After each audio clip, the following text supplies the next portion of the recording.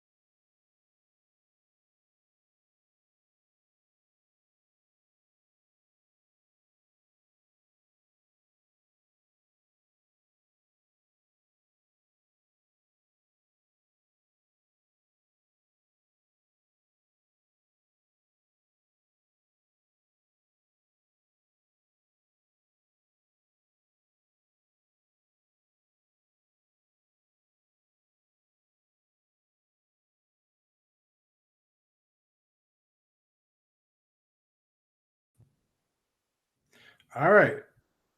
I'm not sure what happened there. I apologize. Some technical difficulties. I think I hit the power button next to the volume button and went offline. So let's say we got 27 people watching. If you are new to my channel, my name is Luke. I work full-time as a corporate finance analyst, and I'm part-time eBayer. I've been building my eBay business part-time for quite a few years now. I sell clothing online primarily. And really enjoy doing it. I enjoy the balance of both my job and building my business. We're wrapping up quarter 1 now, and I did a sales update video in March, which is my best month ever as a reseller. And I really did a deep dive on my financials and just kind of my quarter 1 wrap up. And I wanted to share that with everyone. I've been getting a ton of questions from people about how I keep my accounting, how do I keep kind of my profit and loss, so to speak, for taxes. And I thought this was a really good opportunity because I was analyzing my goals for the year, and I have this 100K challenge going on, and that's one of my biggest goals is that I want to sell $100,000 in clothing this year on eBay as a part-time seller. And I wanted to look at kind of what my profit margins were, if I was on track, or if I was on pace, what I need to adjust. And I put together a very detailed business plan, and feel free to check it out on my channel at the beginning of the year. And I had a lot of step-by-step goals, and one of them includes listing 350 items per month, new and unique.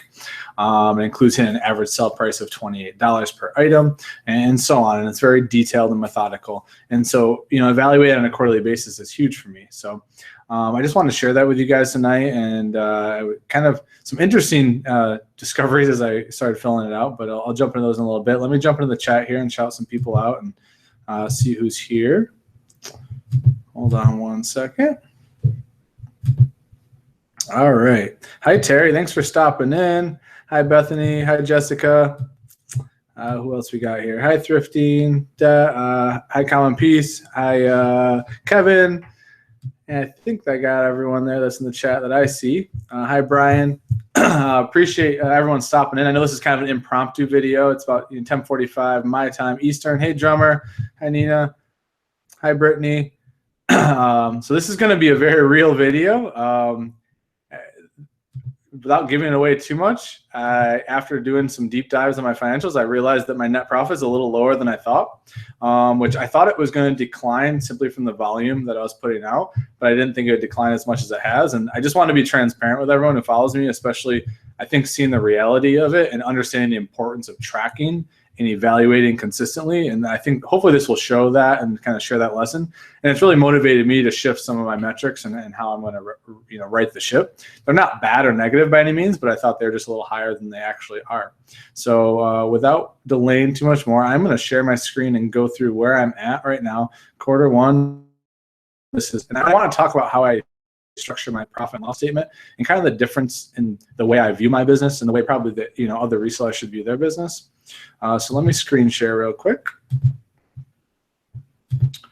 All right, let me flip over to here. So this is how I have my profit and loss statement structured. And so I'm going to talk as if someone's never seen one of these before. And I apologize if you're already very well educated in this, but I think there's a lot of people who are tuning in who might be curious about it. And I think that I want to start real slow with it and just kind of walk it down with how I view the business, because I try to view it very simply. I don't try to overcomplicate things. So the first thing when you're rolling up your business and you want to analyze it is you need to start with your sales, right? So your gross sales. So that's my very top line here, and you can see my sales for the year. I started at about 5,700, hit almost 5,900, and then this last month I was at 6,400. So a nice trajectory. It's moving up. We're at about, you can see over here, 18,000 for the year. So behind pace technically for my 100K on the year, but definitely on pace where I thought I was going to be. I'm expecting a lot of ramp up right about here, August to December. I'm expecting probably like 10K months or more, just with how much effort I'm going to be putting forth in the next, 4 or 5 months. So for me, I'm right on pace. So I always start with your gross sales. It's your top line. And then the next part is you want to deduct your cost of goods sold. So the way that I do my cost of goods sold, I'm going to show you guys this formula here.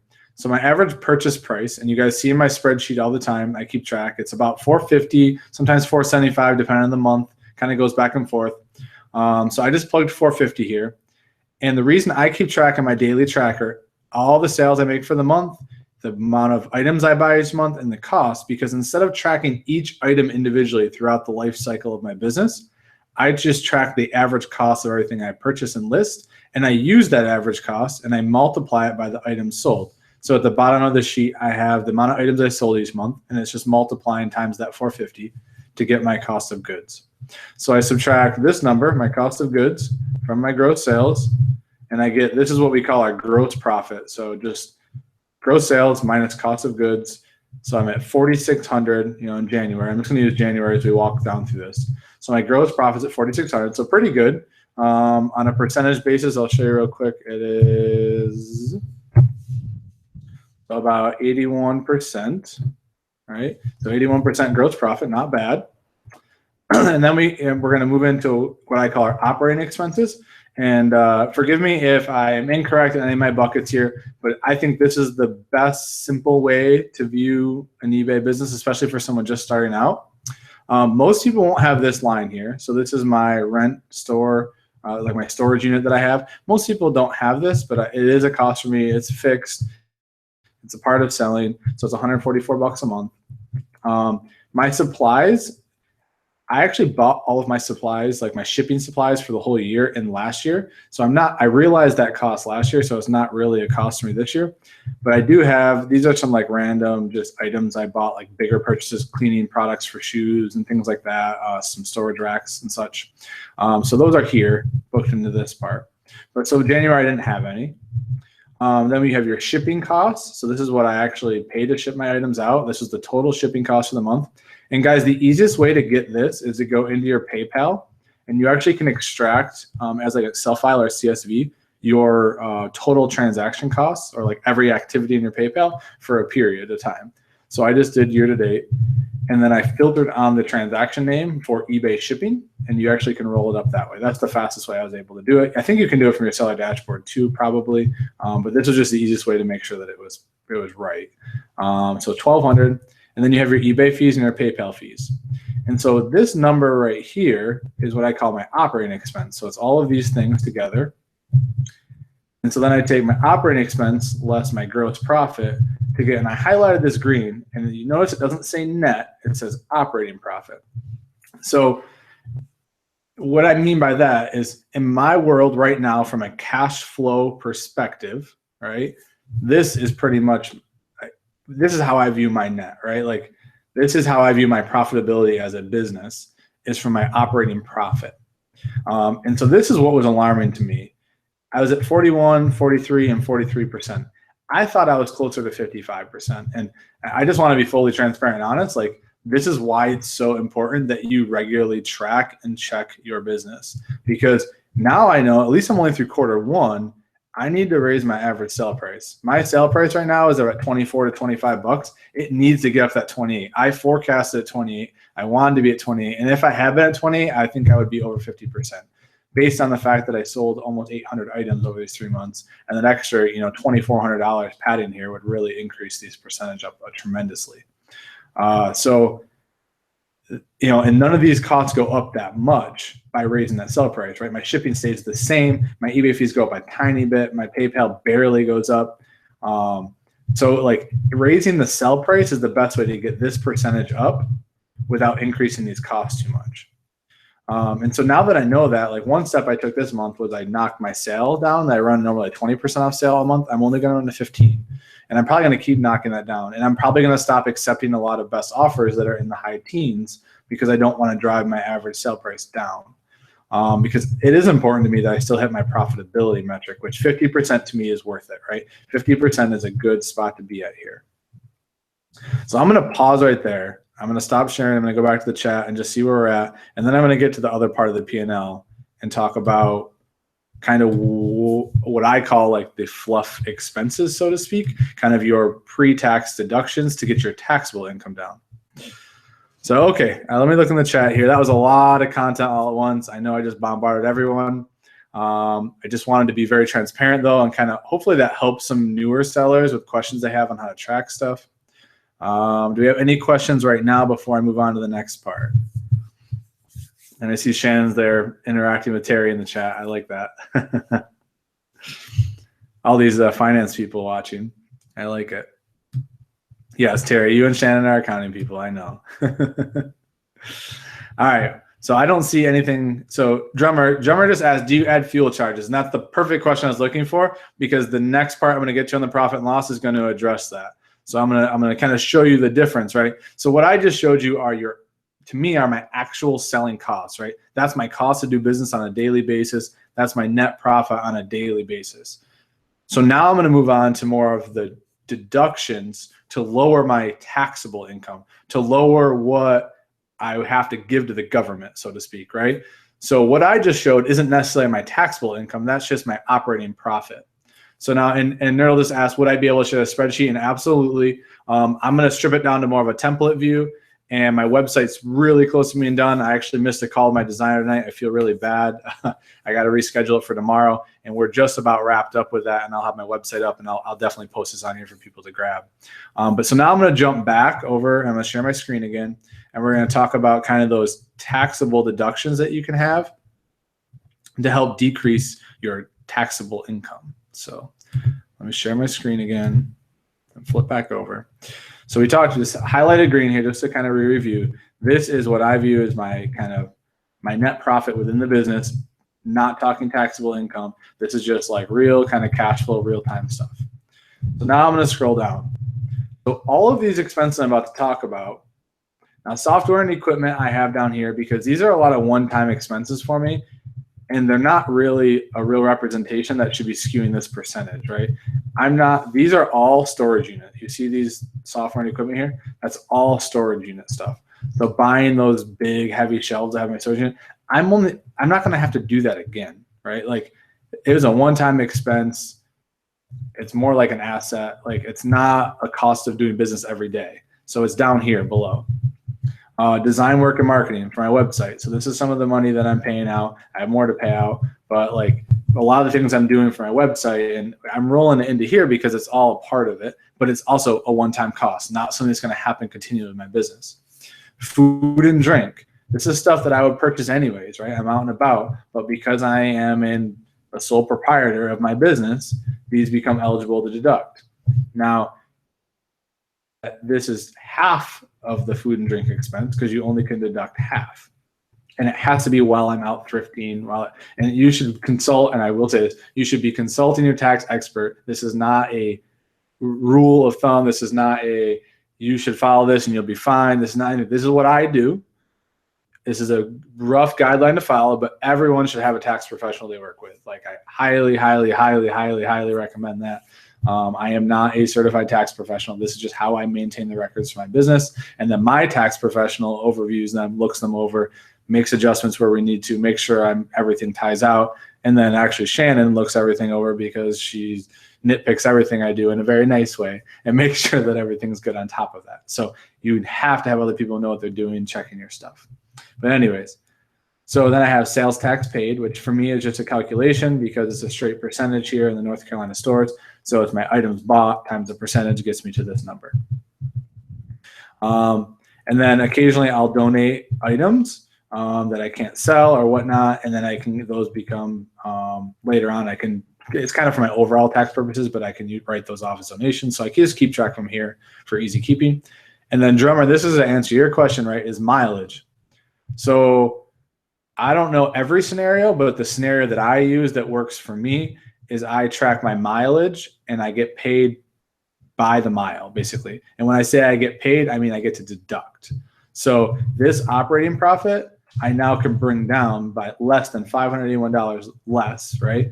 So instead of the government being able to tax me on this, I get to deduct all of this, right? So $1,252 brings me down to $1,082. So now the government can only tax me on this, not on the $2,334.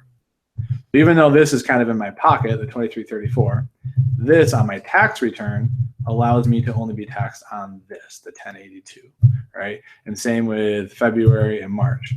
So this is really my net taxable profit, and I really should relabel that. And this is my net operating profit.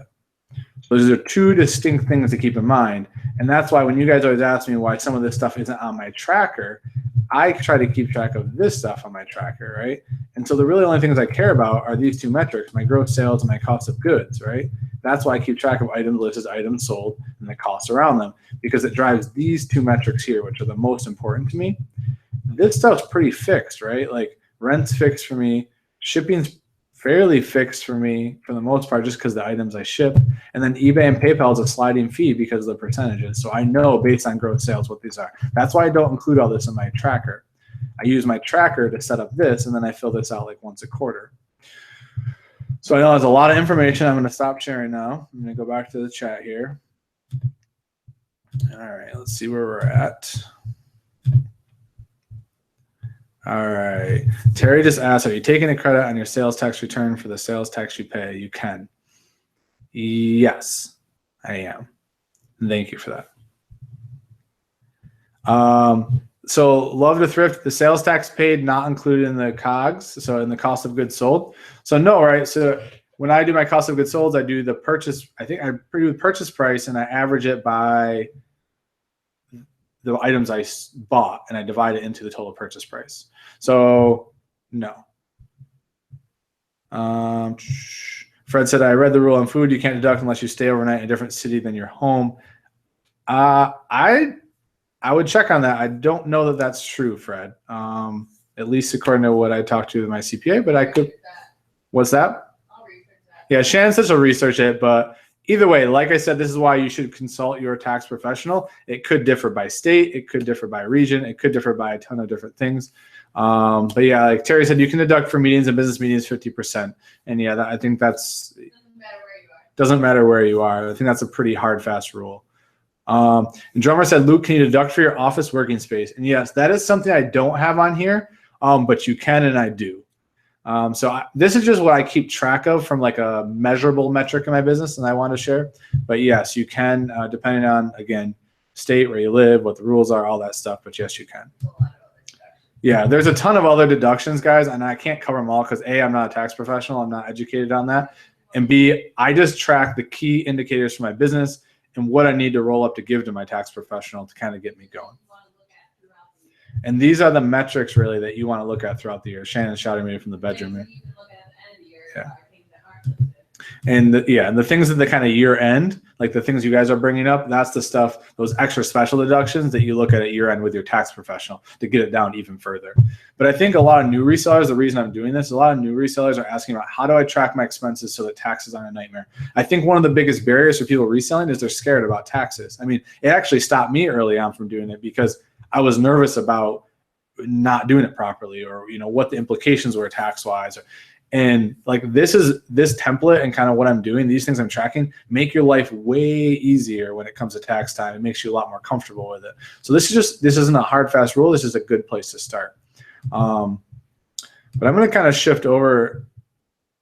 So Nina said, did you say your profit percentage is 50%? And yeah, that's why I wanted to bring this up. And I kind of want to shift gears to talk about reflection is I'm really disappointed in my Q1 net profit. And I want to be honest about it because we sometimes as resellers, we talk so much in gross sales and I get super pumped up every time I hit a new gross sale, goal. Like when I sold the most I've ever sold this last month in gross sales, I was pumped. And you should be excited about it. But you also have to analyze what you're actually netting. And now that I've done that for the quarter and really know the numbers inside out, I know what I have to do to adjust. So, from actionable step standpoint, the first thing I'm going to do is try to increase my average sale price. And that's going to mean I'm going to run my sale percentage off is going to be less. I'm going to take best offers that aren't as small anymore. I'm probably going to move my threshold from like $17 to 19 or 20. And then I'm going to continue to try and source and list higher quality, higher profit margin items. So yeah, like that's kind of what I've reflected on. I'm not disappointed in my progress, and I feel very confident that I'm going to hit my 100K goal as long as I can stick to the progress. But from a net profit standpoint, I want to make sure that I'm bringing that up to what's acceptable to me. So it's interesting watching the comments here. Everyone's talking back and forth. And so Drummer just asked, how can we get our profit margin up? So, and the best way to get your profit margin up is to increase your selling price while not increasing your selling cost. And so what I mean by that, right, is if I pay $450 on average for an item, right, that I'm going to sell, if I can keep that at $450, but I can raise my average sell price while keeping my cost here, then my profit margin goes up. And every time it goes up, my average sell price goes up $1 and my costs stay the same, I keep making more and more money on, net profit. Thanks, Brian. I appreciate it. So like that's how I would love for everyone to start viewing their business, because tracking and knowing those metrics makes you such a powerful operator of your business, and you're really in control of it. And everyone has that ability, and it just takes some due diligence and it keeps some consistency. And I fall off the wagon all the time with it, right? Like sometimes I don't keep up my daily tracker for 3 or 4 days. I got to go back and enter everything in. I have an idea in my head, but that's why having those templates and those things to keep you on track are so important to me, and hopefully are to you guys. Drummer just said the low ballers ruin our profit margin, but they only ruin your profit margin, Drummer, if you let them, right? So if you're accepting those, and if you're talking about people selling stuff for less, yes, they kind of do, but they don't, because you always have a choice over what you sell. Nina said, I know this is a quarter wrap up. Can you tell us what you do on a monthly basis to reflect on your business? Absolutely. That's a great question. So I use my monthly tracker, Nina. So, and hopefully I'm pronouncing that right. It's Nina. My mom's name is actually Nina, it's spelled exactly the same way, so hopefully I'm pronouncing it okay. But so I track it on a monthly basis on items I listed, so the total number of new active items, the total number I sold, and the average sale price. And I think about and reflect back on what types of items did I list. Did I list a lot of blazers, the high margin items? Did I list a lot of dress shirts, which are my lower margin items? Do I need to change the mix of what I'm listing? Like that's how I try to think about my business. Did I wait till the back half and list a ton of items? Nina. Okay, cool. Thank you for the phonetics there. I appreciate it. But yeah, so like I try to evaluate the timing of it too, because I have noticed without a doubt that the ebbs and flows of your listing mirrors your sales. So like the end of March, I listed 314 items in 14 days, and my sales at the beginning of April are skyrocketing. Like it's directly correlated to the fact that I back end loaded all my listings in March. Now that's why I'm trying to stay more consistent in April, and I'm looking forward to thrifting tomorrow. I have a huge day ahead of me. I'm hopefully hitting 4 or 5, maybe 6 stores. We'll see. I'm going to hit it really early, source a ton and list a ton this weekend. I'm really excited about it. Actually, I haven't thrifted in I think since last Thursday, so it's been like over a week. So I'm going kind of nuts. But so hopefully that answers your question. And Ben Lester just asked, will you do a video on how to tell the difference between blazers, sport coats, and suits? And yes, I have great news for everyone. So this next week on Wednesday at 8 p.m., Ronnie Hart and I from Hart's Pickers will be doing our video. We've been going back and forth. We've had a couple things come up. We've had to move it. But Wednesday is happening. Wednesday, 8 p.m., I'll have it posted. And we are going to do I'm going to be interviewing him, but it's going to be all about suits and blazers. So we're going to kind of go back and forth with all the nuances, patterns, materials, styles, everything. And that's what we're going to be doing. So Mike just said, I truthfully believe that Pete, the Craigslist hunter, also says an individual can make $50,000, $70,000 a year in gross income. After that, the hours in the day run out. So I'm not really sure how I feel about that. I guess I'll test that this year for sure. I mean, I work full time and I'll be doing this. If I hit 100K on my own, I think that kind of disproves it a little bit, but I don't like to debate people on that. I think everyone's capable of their own capacity, and I don't think that any one situation can be judged the same as someone else's. I think everyone's situation is completely different. Terry said that she's thinking of buying an iPad mini 4 to take photos on the eBay app. Terry, I would love to hear how that goes for you. I've had a lot of people suggest to me to go mobile, and like I use the traditional desktop still because I like the point and shoot camera and to plug in my SD card. I just seem to be faster that way, but I'm always looking to increase. And actually, I don't want to give away too much, but a couple of people in my mastermind this week, we talked about we're actually going to start measuring some specific metrics, and we're going to start timing when we take photos. So we're going to be timing for a week how many photos we get up and the amount of time it takes us, so we can start figuring out if that's a place we can increase efficiency. All right. No TV said, question, do you ever look or watch anything for motivation for eBay, and who or what? So No TV, I watch a ton of Gary Vaynerchuk. It's probably like my guilty pleasure on my work. I pretty much watch all his content. I think he's incredible. The amount of energy that guy has, I hope that I can match one day, or maybe I don't. Shannon might kill me. I'm trying to think who else I watch. I mean, I watch a lot of eBayers. Like I watch Casey's channel, The Rockstar Flipper. I watch Raken. I watch Jason over on Prof Sales. I actually started watching Chris a lot since me and Chris are friends over on 10K on the Bay. And I really just watch any YouTuber who puts up content that I can learn something from. But as far as like self-development, I love Gary Vee. I actually like Grant Cardone. He's a bit intense. I don't necessarily agree with everything he says, but he's pretty. I love listening to his stuff.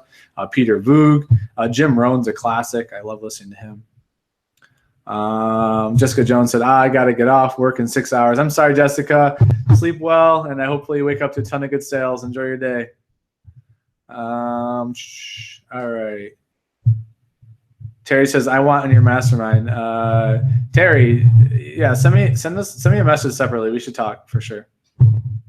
Valerie says, in your Excel sheet column on the total value of items sold, do you put the amount sold minus shipping and eBay fees? That if you're talking about the tracker I share with everyone, no. I'm just putting in there the total amount sold and the total amount I paid for my inventory. Those are different metrics I'm checking. They're not necessarily tied specifically to my P&L. So Nina, yeah, I will put my template, or my website's going to come out hopefully this week. I'm going to launch, and you guys can tear it apart and figure out all the things that are breaking. But it will have the links to all my stuff on there. In the meantime, if you want something sooner, feel free to email me at endless or entrepreneursllc@gmail.com. It's also attached to my YouTube account. Email me there, and I'll reply back. Hi, 19th Vintage. I got about 5 more minutes, guys. I'll answer some more questions, and then I'm going to wrap up. I need to sleep because it's a big day of thrifting tomorrow. But I really wanted to do the quarter 1 wrap up before I got too far into April, just so for me mentally, I can kind of put a mark in the road and a flag kind of thing and just move on and start increasing my net profit some more. Thanks, Drummer. And we got 60 people watching late on a Friday night, so I appreciate it, guys. Thank you for stopping in. Yes, I do have a little bit of wine here. It'll help me sleep nicely. Lewis said, simple taxes video, please. I think this is about as simple as I can go. I don't think I can go any far past this, Luis, because this is, I'm just not a tax professional. So I think this is about as much as I can share with you guys. And I think this is being as transparent as I can about what I'm actually making. I don't think I can go much farther than that for you. Britt Roberts just asked, what are you paying for the shoes you're selling? I pay $4.99, Britt.